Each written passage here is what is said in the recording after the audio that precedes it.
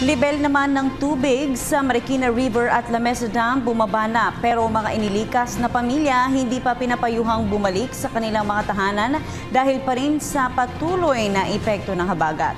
Ang ulat alamin natin mula sa aming kasamang si Julius de Samburon, mag-uulat live via phone patch.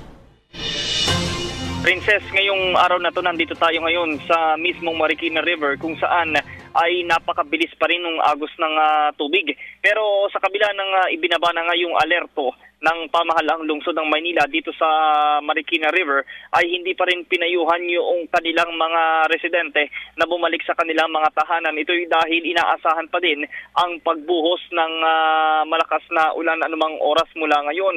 Sa kabila nito ay nakakapansin pa rin tayo o nakakakita pa din tayo ng mga tauhan ng Marikina City Disaster Risk Reduction Management Office na matyagang nagbibigay ng babala dun sa mga residente na malapit pa rin dito sa ilog na hindi pa nga nag-evacuate.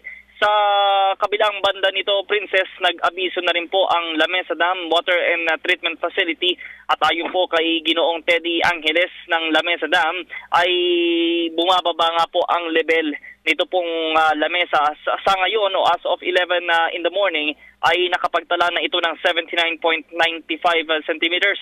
At sa meters nito, itong metro nito, ito yung level na ito ay halos sa 20 centimeters ito na layo mula dun sa kanyang spilling level.